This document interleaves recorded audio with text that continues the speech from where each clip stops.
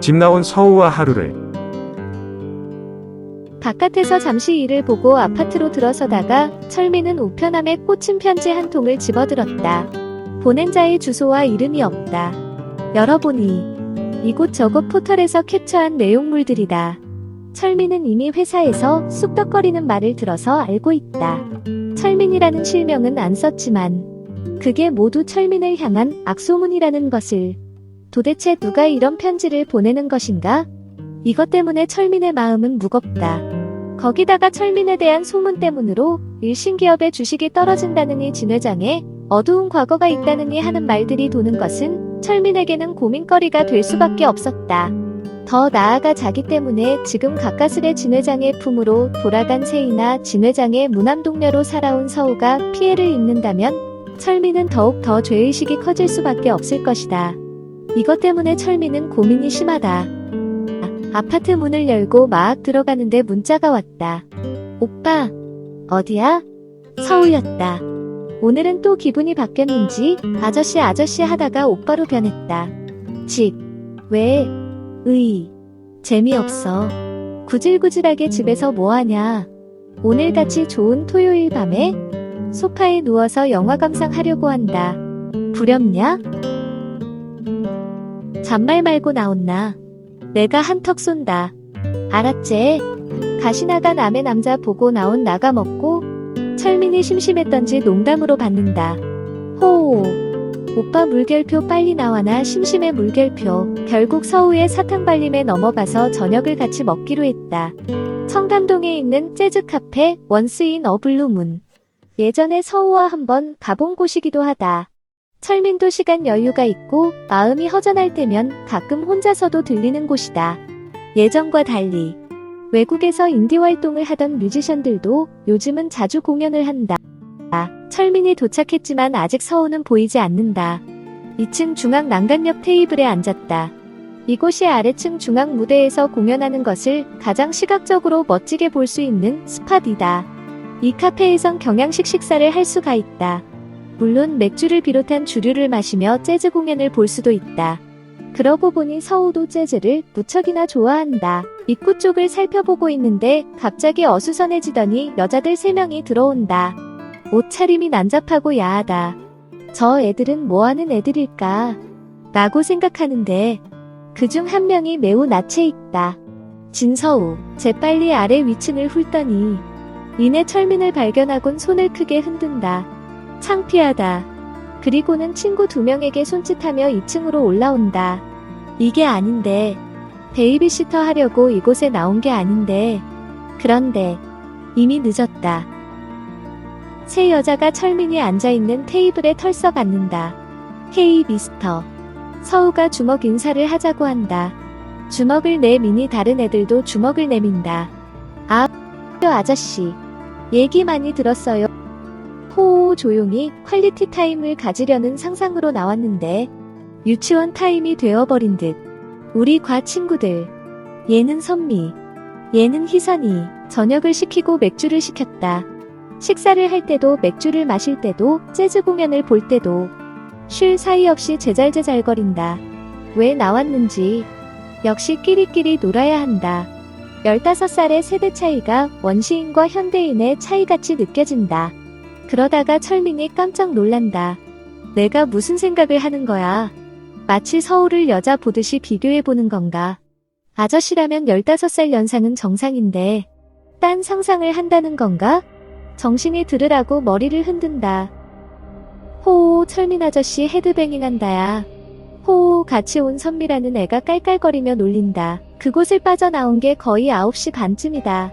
거의 반강제로 끌려서 노래방을 갔다. 거기서 갖은 서비스를 하며 1시간 반을 헌신하고 11시쯤 나왔다.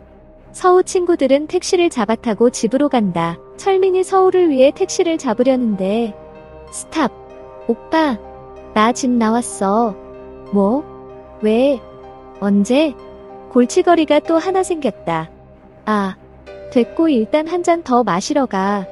오늘 기분이다. 경험에 의하면 이럴 땐 늦으면 늦을수록 곤란해진다. 택시를 잡아타고 억지로 서우를 태우고 세희에게 문자를 했다. 서우는 이미 골아 떨어진 지 오래다. 다행히 세희가 집에 있어서 다행이었다. 서울을 얻고 세희 방에 누였다. 웬 술을 이렇게 먹이고 야단이야? 싸늘한 세희의 질문에 할 말이 없다. 잘 부탁해. 나 가야지. 세희가 부엌으로 향한다. 차 한 잔 마시고가 여기까지 왔는데 오늘 어마 님이 오셨더랬어. 진짜? 박 여사님께서? 웬일로? 현명하신 거지. 어차피 정해진 결정인데 번복할 수도 없으니 선수 치셔서 잘 해보자는 제스 추어지. 그래. 어차피 같이 살 건데 너도 마음을 열어야지. 그래야지. 이제 재벌집 따님으로 신분이 바뀌었으니 앞으로 더 어렵겠네. 하아. 알면 됐어. 동전에는 양면이 있어 철민씨. 내가 아빠를 찾은 것은 행복한 일이지만 진 회장님 집에 들어가게 되면 더 이상 우린 옛날처럼 지낼 수는 없을 거야. 그 누구도 옛 남편과 어울리는 것을 탐탁하게 생각할 사람은 없을 테니. 철민의 마음이 무겁다. 이것이 끝이란 말인가? 나 간다. 철민에게 다가온 위기. 똑똑똑. 들어오세요. 철민이 강 사장 오피스로 들어간다. 이 실장. 여기 앉읍시다. 자리에 앉자. 강 사장이 서류철을 열어 보인다. 요즘 이런 소문이 돌고 있습니다. 암이 다 아는 바이다. 그래서 어떡하라는 것인가? 듣고 있습니다. 얼마 전까진 그냥 소문으로 끝날 것 같았는데 계속 비슷한 글들이 올라오고 있는 걸로 봐선 누군가가 이 실장을 작정하고 몰아붙이는 것 같은데. 철민이 묵묵히 듣고 있다. 회사 주식이 이 소문 때문에 폭락하고 있고 진 회장님 가족에 대한 언론 기사들이 심상치가 않은 상황입니다. 강 사장이 내미는 서류철에는 잘 정돈된 언론 기사들과 포털에 올라온 게시글들이 캡처되어 있었다. 제가 어떻게 하면 되겠습니까? 가만히 있던 철민이 묻는다. 강 사장이 기다렸다는 듯이 말한다. 이 실장이 컨트롤 받기라는 것을 잘 알고 있지만 회사를 일단 생각해야 하기에 이 일이 수그러들 때까지 본사가 아닌 지방에 있는 타 부서에서 근무를 하는 것이 어떨까 생각하는데, 생각한다는 말은 그렇게 해야 된다는 말이다. 이것이 싫다면 사표를 내라는 그런 어조이다. 철민의 머리가 어지럽다. 정말 생각 같아서는 이 회사를 관두고 싶다. 그러나 억울하다. 그렇다고 지방에 내려가 무슨 업무를 할 수 있겠는가. 이 말은 그곳에 내려가서 인내의 극한 상황까지 맛보고 결국 사표를 내는 시간벌이라는 땜빵 옵션밖에 되지 않는다는 것을 철민도 잘 안다. 망설이는 철민을 힐끗 살피던 강 사장이 다가 앉으며 말을 계속한다. 또 한 가지 옵션이 있긴 합니다. 어너더 옵션? 그게 무엇인가요? 이번 우리 네메시스가 새로운 프로젝트를 런칭한 거 잘 알고 계실 텐데 이번에 런칭하는 프로젝트는 한국 내 IT 대기업에 속하는 모 기업이 광고 커머셜을 말할 것이다. 미국과 유럽 시장을 공략하기 위해 회사 이미지와 글로벌 프로덕트 라인을 총괄 홍보하는 커머셜. 비그 프로젝트임을 철민이 모를 리 없다. 그게 원래는 김정우 실장 부서에서 거의 맞는 걸로 알려졌었는데 절충이 있었다는 말인가? 잘 알고 있습니다. 그게 프로젝트 스타트에서 런칭까지 우리가 3개월 잡고 있죠? 그리고 그 프로덕션은 하와이얼 로케입니다. 3개월간 촬영이 거의 하와이에서 진행된다. 3개월 프로젝트를 맡고 나가라는 얘기인가? 그게 3개월 프로젝트인데 이 실장이 그걸 맡겠다면 일단 하와이로 가서 그 프로젝트 끝내준 다음 후속 프로젝트가 이쪽에 계속 생긴다면 다시 본사로 돌아오는 옵션이 있지, 물론 개런티는 없다. 그 프로젝트가 끝나고 후속 프로젝트가 없다면 결국 회사를 나가야 된다는 얘기다. 좋습니다. 하겠습니다. 네? 너무나 빠른 철민의 대답에 강 사장도 놀란 모양이다. 이 실장, 정말로 그렇게 하겠다는 겁니까? 예, 그렇게 하겠습니다. 철민이 배운 노하우는 이미 회사에서 결정하고 개인을 어느 쪽으로 내모는 상황이라면 그때 제시하는 옵션 중에서 제일 나은 걸 빨리 택하는 게 최선이라는 그 많이 노하우다. 어쩔 수도 없지만 더 이상 철민이 회사나 서우와 세희 그리고 진 회장에게 폐가 되고 싶지 않기 때문이기도 하다. 또한 하와이는 철민이 세희와의 헤어짐을 달래기 위해 2년 전에도 찾았던 곳이다. 또한 그곳에서 서우도 만났다. 그래서 모든 사람과의 끝맺음도 하와이에서 하는 게 좋은 아이디어일지도 모른다는 생각이 든다. 그렇게 하겠습니다. 안타깝지만 회사와 가족을 위해 진 회장은 개인적으로 철민을 아끼는 마음이 있었다. 그러나 개인 감정을 떠나 큰 기업을 경영하는 회장의 입장은 사뭇 달라야 했다.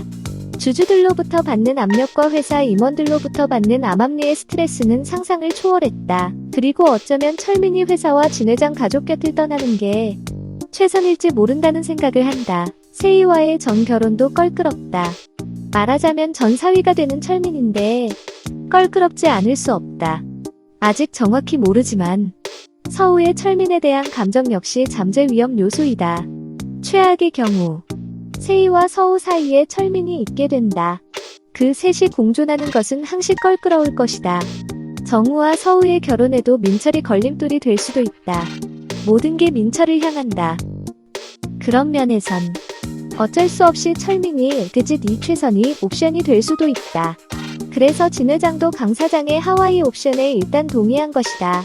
상황을 보아가면서 다른 프로젝트를 철민에게 맡길 수도 있고 만일 상황이 악화된다면 어쩔 수 없이 그러나 철민이 한국에 있을 때보다는 더 쉽게 그와 결별을 할 수 있을 것이라고 생각하는 것이다. 정우에게 열받아 사고당하는 서우. 세희가 박 여사에게 전화를 걸어 서우는 자기 집에 있으니까 걱정 마시라고 알려주었다. 박 여사는 진 회장에게 서우가 잘 있으니까 걱정 안 해도 된다고 알려주었다. 그러지 않아도 회사 이슈로 고민거리가 생긴 진 회장은 엎친 데 덮친 격으로 집을 나가버린 서우 때문에 머리가 터질 것만 같았는데 이제 서우 일은 안심이 되는 눈치다. 결혼 얘기 안 할 거라는 박 여사의 약속으로 서우는 집으로 돌아왔다. 그런데 집으로 돌아온 다음 날 정우가 집으로 찾아왔다. 잠깐 할 얘기가 있다고. 하도 간곡하게 얘기하자고 하여 서우는 정우를 따라 근처 카페로 갔다. 이런저런 얘기를 하던 중 정우가 서우에게 정색을 하며 말한다. 서우야, 어차피 알게 될 얘기지만 이철민 실장은 다음 달 초에 미국으로 떠나. 이제 프리랜서로 프로젝트를 해야 하는데 아마 3개월 정도 지나면 컨트랙이 끊어질 거야. 너도 알다시피 회사에 이상한 소문이 돌고 주가도 떨어지고 니네 가족들에 대한 이상한 소문도 들리고 하는 게 철민 씨 때문이라고 자기도 인정하고 아마도 떠나는 것 같아. 그러니 너도 이제 마음 잡고 건강했으면 좋겠다. 그래야 우리 결혼도. 말을 마치기도 전에 커피잔 테이블이 와장창 날아가 버린다. 서우를 잘 못 건드린 것이다. 정우는 그냥 냉정하게 사실을 얘기해서 서우가 이성적으로 생각하고 현실을 보기를 바라는 마음에서 얘기한 것인데 그러지 않아도 요즘 속에서 무언가가 끓어오르는 것을 억지로 참고 있던 서우가 드디어 정우의 그 말 한마디에 폭발을 하고 만 것이다. 야, 없어져. 서우가 소리친다. 서우야, 왜 그래? 진정해. 정우가 달래보지만 이미 꼭지가 돈 듯하다. 안 되겠다. 일단 나가자. 정우가 서우의 팔을 잡고 밖으로 나간다. 서우가 정우를 밀치며 빠져나간다. 달려가는 서우. 쫓아가는 정우. 서우야. 거기서 사거리에서 차 한 대가 우회전을 하며 달려 나온다. 그 앞에는 서우가 뛰어가고 있다. 서우야. 위험에 뛰지 마. 그러나 이미 늦은 듯. 서우의 몸이 공중으로 부웅 떠 맞는 편 도로 위에 떨어진다. 오쉿. 유학파 정우의 입에서 영어 욕이 튀어나왔다. 서우의 몸이 움직이질 않는다. 맥박을 살피고 주위 사람들이 몰려들고 정우가 구급차를 부르고 의식이 없는 서우. 중환자실에 서우가 머리에 밴드를 감고 누워있다. 갈비뼈와 엉치뼈 등에 금이 갔고 온 몸에 타박상을 입었고 머리가 상한 듯했다. 아직 깨어나진 못했다. 박 여사와 정우가 베드 옆에서 서우를 걱정스럽게 내려다보고 있다. 잠시 후 간호사가 들어오면서 보호자를 부른다. 안내를 받아 담당의사 방으로 들어간다. 김 박사님, 우리 서우 어떤가요? 왜 아직 깨어나질 않죠? 김성원 박사. 진학철 전 회장 수술도 했고 진두희 회장 건강도 책임지고 있는 진 회장 가족들의 담당의사이다. 뼈에 금이 간 것과 타박상은 조금만 안정하면 회복될 겁니다. MRI를 찍어보니 머리에 충격이 컸던 모양입니다. 그 충격으로 지금 의식을 회복하지 못하고 있는데 조금 더 경과를 두고 봐야 할 것 같습니다. 곧 깨어나는 거 맞죠, 김 박사님? 곧 깨어날 겁니다. 잠시 후 세희가 병실로 달려온다. 서우는 아직 의식이 없다. 떠나기 전에 매듭 지을 것이 떠날 때 자기 자리는 자기가 치우고 가야 한다는 말을 철민은 믿는다. 이제 2주 후면 하와이로 떠나야 한다. 아마 그곳 업무가 일신기업에서의 마지막 프로젝트가 될 것이다. 결코 그들이 자기에게 더 이상 프로젝트를 주든지 새로운 보직을 줄 것이라고는 생각하지 않는다. 어차피 서우와는 어떤 형태로든 관계를 맺을 수 없다. 나이가 걸리는 것이 아니라 이미 걸려있는 관계가 불가능을 말해준다. 상상을 하여서 만일 서우와 철민이 맺어지기 위한 길을 가려 한다면 진 회장의 딸이 세이고 세이는 철민의 전 부인이다. 그 전 부인의 동생인 서우는 철민의 전 처제가 된다. 그리고 철민은 진 회장의 전 사위가 되는 셈이다. 그런 복잡한 관계도 하에서 서우와 철민이 맺어질 확률은 제로다. 어차피 철민은 서우를 동생이나 보호해주고 싶은 여자 그 이상으로 생각해본 적은 없다. 그래서 서우건은 이제 깨끗하게 정리할 수 있다. 세희가 마음에 걸린다. 이제 진 회장과의 관계가 회복되었으니 다행이지만 그 자체가 행복은 아니다. 지금까지 철민이 희망사항으로 생각하였던 세희와의 재결합 역시 가능성은 제로에 가깝다. 예전 같으면 모르지만 진 회장 영역하에선 세희와 재결합하는 것이 그리 간단한 것은 아니라는 것을 철민은 안다. 세희 것만 잘 해결되면 철민은 다시 예전에 자기가 속했던 미국으로 돌아가면 된다. 어차피 이번에 하와이로 가게 되었으니 그 다음에 자연스럽게 미국 본토로 돌아가는 일은 그리 어려운 일은 아니다. 철민은 혼자 지내는 것에 익숙하다. 잠시 세희와 서우라는 두 여자들 사이에서 지낸 시간도 있었지만 혼자 지내는 것도 그리 낯설진 않다. 세희를 생각하면 떠오르는 사람이 있다. 장이다. 한때는 그를 의심하기까지 했다. 그가 고아원에서 오빠 동생으로 자란 세희를 끔찍히 아끼고 짝사랑까지 했다는 것도 안다. 그리고 세희를 위해서라면 물불을 안 가릴 사람이라는 것. 그리고 변치 않고 세희를 지켜줄 수 있는 사람이라는 것을 안다. 철민은 모든 것을 정리하는 마당에 장이와 세희가 맺어지기를 바라는 마음이다. 그러나 장이가 진 회장 팬리로 받아들여질지는 의문이다. 그것이 마음에 걸린다. 내가 도울 방법이 없을까? 그것만 해결되면 철민은 훨훨 날아갈 수 있을 것 같다. 진학철을 만나는 철민. 철민은 하와이 프로젝트 준비에 전념하고 있었다. 그래서 네메시스 스튜디오에 하루 종일 있을 필요가 없다. 그런 이유도 있지만 여전히 회사 내에서 철민을 향한 시선은 따갑다. 그러나 이제 며칠만 있으면 지겨워진 이곳도 다시 올 필요가 없게 된다. 철민은 어젯밤에 생각한 일을 실행하기로 했다. 어차피 다음 주엔 한국을 떠나야 한다. 철민이 도착한 곳은 진학철 전 회장이 있는 양로원이다. 왠지 철민은 서우 할아버지가 싫지 않다. 또한 진학철도 철민에게 호감이 있는 게 분명하다. 진 회장님, 그동안 잘 지내셨어요? 철민의 방문에 진학철이 좋아한다. 그도 그럴 것이 정신적으로는 아직 팔팔한 분이 하반신이 불편하다는 이유로 병상에서 거의 하루 종일을 보내야 한다는 게 그에게는 생지옥과도 같기 때문이다. 오, 자네 철민이군. 잘 왔네. 잘 왔어. 좋아지신 것 같네요, 진 회장님. 이놈, 진 회장이 뭐냐. 언제 때 물러났는데. 하하하. 아, 넌가요. 지금부턴 그냥 할배라고 불러라. 우리 우야처럼 하하. 철민이 잘 됐다고 생각하고 바싹 다가간다. 할아버님, 건강이 많이 회복되시는 것 같아요. 하하하. 그거 반가운 말이구나. 철민이 진학철에게 묻는다. 할아버님, 바깥 공기 좀 쐬실래요? 제가 휠체어 가져올 테니. 오, 그거 좋지. 그거 좋아.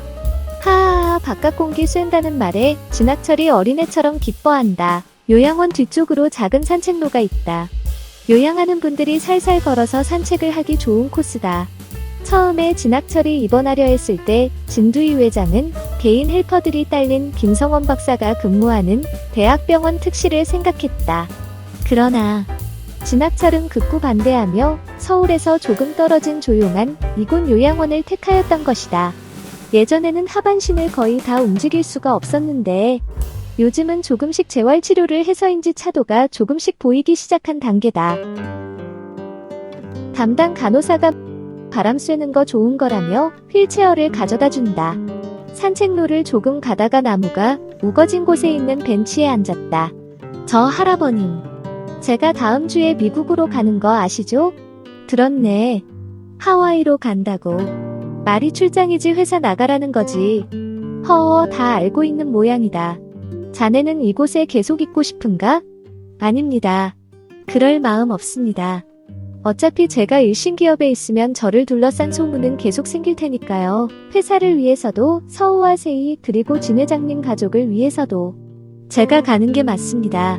자네가 원하면 있게 해줄 수도 있지만 여기 있는 게 반드시 최선은 아닐지도 모르지. 안 그런가? 맞습니다. 모든 거 이미 마음의 준비가 다 되었습니다. 할아버님과 헤어지는 게 조금 섭섭하지만 서우와 헤어지는 건 섭섭하지 않다는 말인가?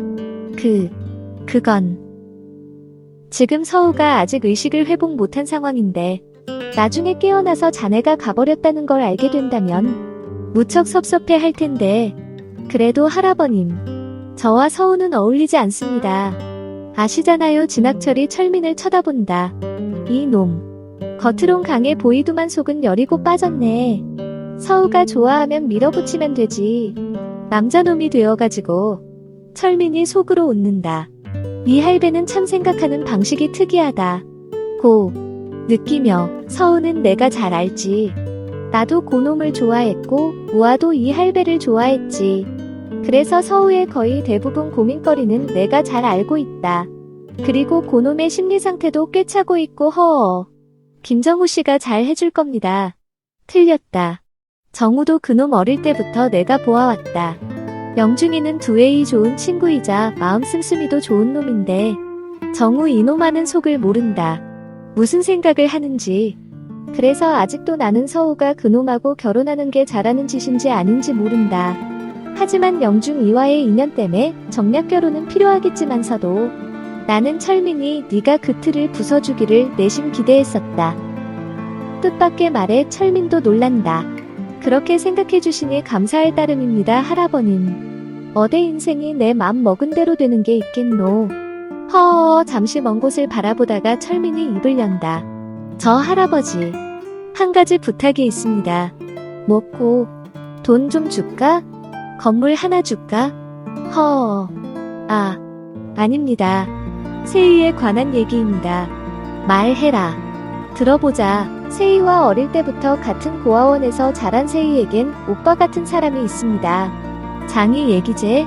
나도 좀에 알고 있다. 역시 왕년에 날렸던 진학철은 가만히 앉아서도 모든 것을 다 관찰하고 있다. 하아, 알고 계시니 잘 됐습니다. 저번 세희 납치됐을 때 부상을 당하면서도 세희를 구출한 사람이 바로 장희입니다. 그랬나? 나는 네가 그런 줄 알았는데 저는 그냥 조금 도왔을 뿐입니다. 그런데 장희는 왜? 이런 말씀 드려 외람되지만 제가 떠나기 전 세희가 행복해지는 것을 보고 가고 싶습니다. 그러면 너는 장희하고 세희가 결혼이라도 했으면 한다는 얘기가? 그렇습니다. 할아버님. 장희 씨는 제가 보장할 수 있습니다. 마음이 강직하고 짝사랑했던 세희를 위해서라면 목숨까지도 내어놓을 수 있는 사람입니다. 진학철은 듣고 있다. 아시다시피 한동안 저는 세희와 다시 합치려고 많은 노력을 했습니다. 그런데 현실적으로 어려웠습니다. 더군다나 이제는 불가능한 일입니다. 철민이 니놈 참 복도 없다. 두 여자 중에 한 여자도 차지 못하노. 허어. 그래서 할아버님은 이해하실 것 같아서 제가 이렇게 찾아뵙고 부탁드리려는 것입니다. 늙은 내가 뭔 힘이 있노. 아닙니다. 저는 다 알고 있습니다. 지금도 진두회 회장님이 중요한 일에는 할아버님과 상의를 하고 계신다는 것을. 할아버님은 아직도 여전히 집안일에 큰 결정권 자시잖아요. 묵묵히 듣고 있던 진학철이 철민을 쳐다보며 바란다. 한 바퀴 돌자. 신선한 공기 좀 마시고 싶다. 철민이 다시 휠체어를 민다. 산책로를 도는 동안 진학철과 철민은 아무 말도 하지 않았다. 철민은 그 정도 말을 했으면 진학철이 충분히 이해했을 거라고 생각한다. 그래도 안 된다면 그 노인을 더 이상 설득시킬 방법은 없다. 철민이 할 일은 다 했다고 생각했다. 서우가 깨어나긴 했는데 진 회장과 박 여사 그리고 정우 그리고 세희가 병상 주위에 앉아 근심스러운 듯이 서우를 쳐다보고 있는데 서우가 깨어난 것이다. 서우야. 정신드니? 박 여사가 눈물을 흘리며 서우 손을 잡는다. 서우가 눈을 뜨고 주위를 살핀다. 여기가 어디? 진 회장이 말한다. 기억 안 나냐? 며칠 됐다. 교통사고가 있었다. 아빠 그래. 다행히 기억하는구나. 서우야 의식이 돌아와서 다행이야. 세희가 서우 손을 잡으며 말한다. 그런데 언니는 누구세요? 진 회장이 놀란다. 서우야. 세희 언니잖아. 모르겠어? 전 모르겠는데요. 옆에 있던 정우가 나선다. 서우야.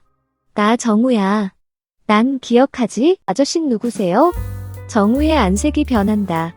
박 여사가 호들갑을 떤다. 아니, 이게 어떻게 된 거야? 기억이 왜 없는 거야? 김 원장실이다. 박 여사가 걱정스러운 듯이 묻는다. 김 박사님, 우리 애가 왜 딴 사람을 기억 못하죠? 뇌에 무슨 문제라도? 김 박사가 웃으며 대답한다. 일단 두 분을 기억하는 건 좋은 징조입니다. 세희 씨와 정우 씨를 기억 못하는 건 일시적인 현상일 가능성이 큽니다. 사람이 무의식에서 의식으로 깨어날 때 가장 큰 걸림돌이 되는 것은 환자 자신의 의지입니다. 어떤 환자들은 세상으로 다시 깨어나고 싶지 않은 자기가 처한 현실로 인해 일부러 깨어나지 않는 경우가 많습니다. 마찬가지로 어떤 환자는 기억하고 싶은 사람들만 기억하게 되는 경우가 있고요. 현실에서 반감이 많았거나 현실성이 적었던 사람들은 일부러 기억을 안 하게 되는 사례도 꽤 있습니다. 그러나 이것 또한 측두엽에 있는 해마 부근이 손상을 안 입었다면 서서히 기억이 돌아오는 경우가 대다수입니다. 걱정 안 하셔도 좋을 듯합니다. 다행히 뇌 손상은 없는 듯합니다. 정우가 기분이 좋을 리 없다. 나를 몰라보다니. 일이 꼬이기 시작한다. 그러지 않아도 서우가 자기를 그림자 취급을 하는데 정말 자기에 대한 기억이 없다면 앞으로의 결혼은 어떻게 되는 것인가? 이제 철민이를 가까스레 몰아냈는데 서우가 왜 이 시점에서 제기랄. 사실 이번 철민이 회사를 떠나게 되는 수순을 밟는 것은 정우의 계략 때문이었다. 여러 포털에 철민에 대한 소문을 퍼뜨린 것도, 그 소문을 또한 회사 내에 퍼지게 한 것도, 궁극적으로 일신기업 주가에 영향을 끼치게 한 것도, 그리하여 주주들의 압력으로 진 회장이 결국 철민을 버리는 수순을 받게 한 것도 정우 짓이었다. 그렇게 해서 이제 막 철민을 그림에서 지워가는데 서우가 자기를 모르다니. 이게 될 말인가? 되는 일이 없다. 이별 이메일을 보내는 철민. 철민이 세희를 통해 서우가 사고를 당한 사실을 알게 된 것은 어제 일이다. 그러나 철민이 또 다시 그들 앞에 나타날 수는 없었다. 서우가 걱정되는 철민이다. 서우가 아직 부분 기억이 없다는 것을 철민은 아직 모른다. 어차피 곧 떠나게 되는데 서우를 만날 필요는 없다. 그러나 끝맺음은 해야 할 것 같은 철민이 이메일을 쓴다. 서우야 하고 소식 들었지만 가보지 못하는 거 이해해줘. 들었는지 모르지만 나는 이번 주말에 하와이로 떠나. 그곳에서 3개월 정도 마지막 프로젝트 끝내고 회사를 떠나서 미국으로 다시 돌아갈 거야. 그동안 너와의 만남 즐거웠고 행복한 기억으로 간직할게. 건강 빨리 회복하고 열심히 살기를 바래. 안녕. 철민. 홍진의 또 다른 협박. 그런데 설상가상으로 정우에겐 또 다른 문제가 발생한다. 미국으로 도망간 신홍진이에게서 이메일이 날아온 것이다. 정우씨 오랜만입니다. 중략 가만히 생각해보니 아직 계산하지 않은 게 있어서 이렇게 연락드립니다. 아시다시피 허겁지겁 모든 걸 다 뒤집어 쓰고 미국으로 도피를 하다 보니 지금 경제적으로 매우 곤란한 상황에 빠졌습니다. 그래서 우리의 의리남 김정우 씨에게 급히 도움을 청하는 바입니다. 되도록 빨리 일단 10만 불 정도를 송금해 주시기를 부탁드립니다. 잘 아시겠지만 그때 그 녹취록은 제가 아직 잘 간직하고 있다는 것을 유의해 주시고 곧 결혼을 앞둔 정우 씨께서 쓸데없는 행동이나 혹은 제 요청을 무시하는 불상사는 없기를 다시 한번 부탁드리는 바입니다. 다시 한번 리마인드 해드리는데 바람직하지 못한 행동을 하여 제가 이 녹취록을 한국 언론에 뿌려서 결혼은 물론 형사적 책임까지 받게 되는 불상사는 진심으로 없기를 바라는 바입니다. 송금할 제 구좌 정보는 별첨해드립니다. 땡큐. 여 베스트 프렌드 홍진. 기가 막힌다. 이 자식하고는 거래가 다 끝난 줄 알았는데 그놈의 약점 하나 잡혀서 이런 수모를 당하고 있다니. 그냥 무시하자니. 홍진이 진짜 그 녹음 기록을 언론에 뿌린다면 결혼은 물론 어떤 형사적 처벌까지도 받을 수 있다는 사실에 머리가 터질 것 같다. 그런데 만일 홍진에게 송금을 해준다면 장단컨대 제2, 제3의 요구가 있을 거라는 건 정우가 잘 안다. 돈에 많고 자금을 떠나 결국 홍진의 노예가 되는 셈이다. 정우가 골머리를 앓는다.